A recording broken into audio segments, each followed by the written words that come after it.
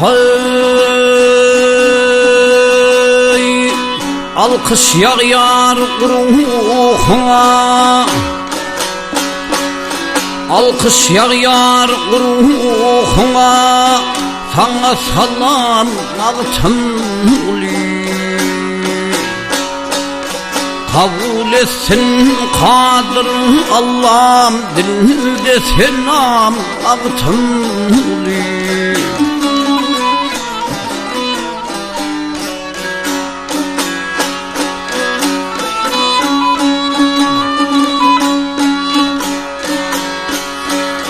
Solu dağım kucak açar, tutar kucak durulur saçar.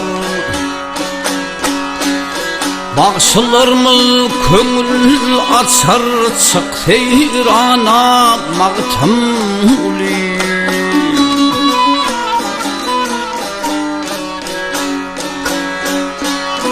Devlet Mehmet alim olli, Türkmen halkım talim alli.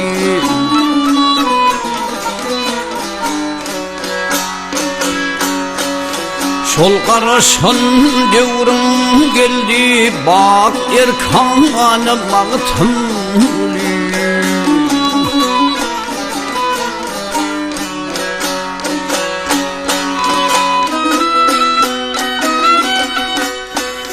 Savulup gitti hanı halik, mevcur yar dohlik doğullik.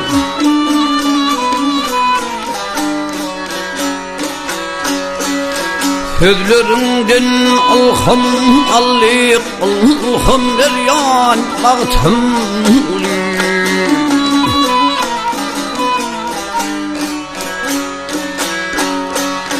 Aydır bahar vasfın kıyındır, cayın cennet koyunun güldür. Tır yerimden başım kaldır, kaltır sene mağtımlı.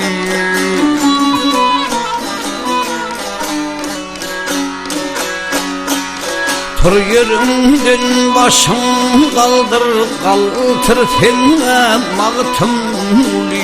Dilde selam mağtımlı.